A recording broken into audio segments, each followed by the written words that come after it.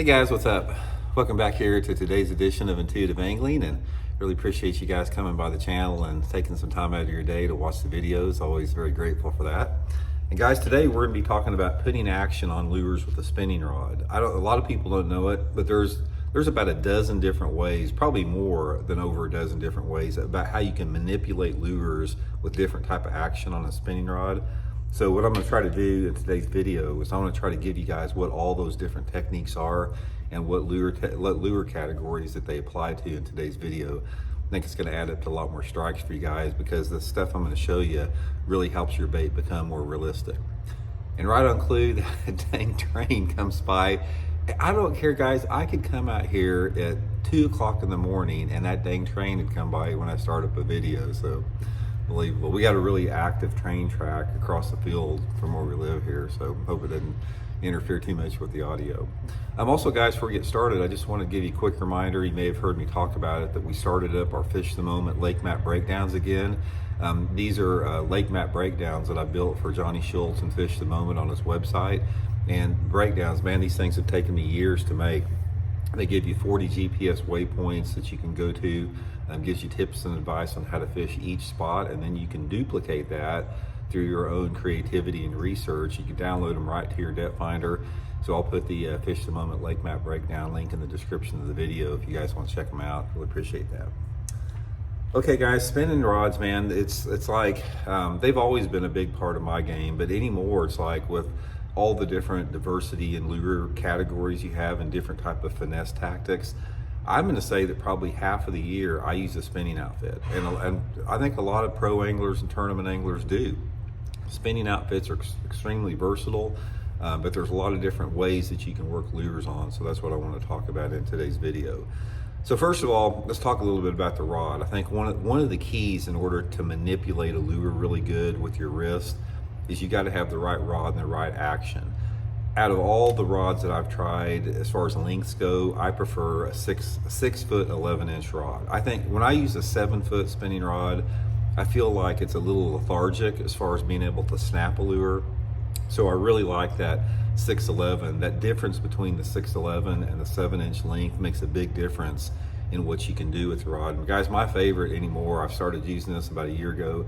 This is the Megabass Destroyer Outer Mine. This is a freaking sweet rod, guys, and I'll put it in my link it in my Tackle Warehouse description if you guys would like to check one out. But man, you talk about something that feels good and is light, 6 foot 11 inches long. I consider it a medium action, maybe a little bit more on the faster tip side. Just a perfect for all my spinning rod beads. This is what I use. This is the rod I use, or the action that I use for 95% of my spinning outfits. Okay, so two different categories you want to talk about. You've got your baits you're working on the bottom, slow baits, and then you've got baits that you're moving through the water column. So I want to talk about how to work slow baits and moving baits and the actions you put on with the spinning rod. Now, when you're talking about a slow bait, let's say for example you're talking about like a Ned rig or a shaky head or anything like that. There's a couple different ways that you can work it based upon the mood and the personality of the fish.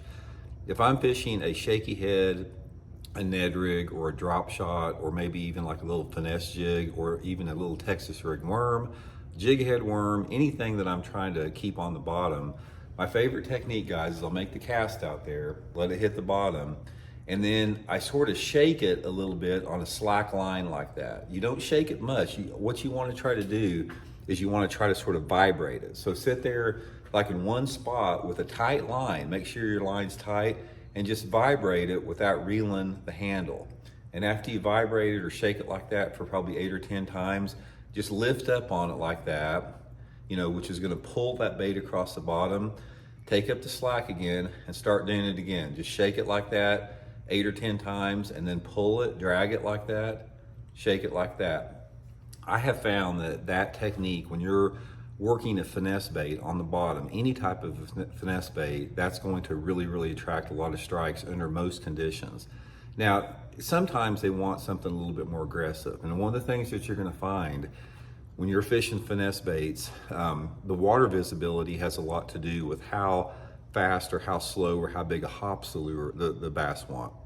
Most of the time, if you're fishing water that has a little bit of color to it, like water visibility of say under 3.5 feet, you're gonna catch more fish on it, with the shaking technique. But if you've got real clear water, say the water visibility is over 5 or 6 feet when you're fishing, one of the things that's gonna help you is make your cast out there and the same bait, drop shot, Ned rig, or whatever, instead of like hopping like that, snap it a little bit. So just maybe sometimes shake it and then snap it, and then take up the slack, shake it a little bit, snap it like that. And what happens is, instead of this bait, just being vibrating like that on a little bit more off-colored water, it gets down there, it vibrates, and then you snap it and it comes up like that and falls down. And sometimes in that clearer water, especially if the water is a little bit warmer, like the water's over, say, 55 degrees, when you make that little snap, it'll create a reaction strike, and you'll catch a lot more fish with that. Now, another way to fish a slow bait, again, with any slow bait that you're fishing, is make your cast out there, let it hit the bottom, and then put your rod parallel to the water just like that, and just start and drag it just like that, just like you would a Carolina rig. So, I'll let it hit the bottom, I hold it without moving it, my worm or whatever, drag it for 2 or 3 feet, take up the slack on a tight line, drag it a little bit, just like that. And a lot of times what happens is, like, when you pull, you'll drag like that and you'll take up the slack, and then the next time you pull, you'll feel the bait sort of lift off the water and the fish has got it and it swims out. Now, another modification with that is when you're dragging it like that, sometimes instead of just a straight drag, twitch it sideways like that. So just go like that. Sometimes I'll inch it along the bottom. Sometimes that's a good technique to catch them with it. So that's a lot of the ways to work the slow baits. Now the faster baits, when I'm talking about fishing a faster bait on the spinning outfit, most of the time I'm talking about some type of a horizontal presentation, is maybe a small swim bait, a crankbait, a jerk bait, a fluke, a floating worm, something like that. So we all talked about the jerk bait techniques. We've talked about this a lot, but just to refresh on a jerk bait, I'll cast it out there with a spinning rod. And then based upon how deep I want to get the jerk bait, my rod position creates that depth. If I want to get a jerk bait as deep as I can, when I jerk it, I'm jerking down like that, because every time that I jerk, that bait goes farther down. Now, sometimes you don't want your jerk bait to go deep. Sometimes you want to keep it shallower in the water column. So if you want to do that, just take it and jerk it sideways like that. It'll keep it up a little higher. And then if you want your lure to stay at the maximum shallow depth, say you want that bait to stay high in the water column, when you jerk it up like that. And that'll keep that bait from moving down. It makes a big difference there.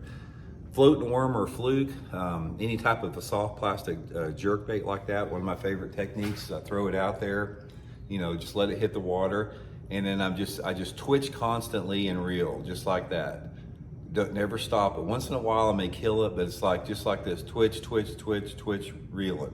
So that bait's just going through the water just like that. Crankbaits are pretty self-explanatory. One thing that I will do with the crankbait is, like, aside from just varying your retrieve with it, sometimes when it throws out there and that crankbait hits the bottom, I'm reeling it. Sometimes I'll stop reeling and I'll pull it like that, take up the slack and pull it like that. And sometimes that reel and pull, it gives the bait a little bit different action, and that can work really good, especially if the water temperature is a little bit on the cool side, say it's during the pre-spawn or something like that. But the main thing, guys, is just be creative. It's like when you're working a lure out there, just try different stuff. Try different levels of, like, if you're popping a lure off the bottom or shaking it, experiment with different forces as far as how far to get that bait off the lure.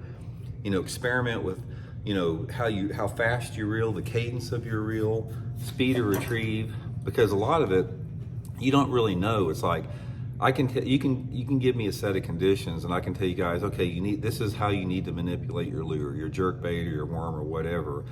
Ultimately, you have to experiment until you hit on something that's working, because the mood and the personality of the bass, it changes all the time. It changes with the water visibility, the sunlight condition, the wind, water temperature, fishing pressure, all that stuff dictates how bass will react to a lure. And a lot of it is just trial and error. You try something for a few minutes. If it doesn't work, try something else. If it is working, stay with it. So Anyway, guys, lure manipulation, big deal. Again, I'll put the Tackle Warehouse link in the description for my rods, my favorite one. This is that outer mine. You guys will love this thing if you try it. And we'll check in tomorrow. See you guys.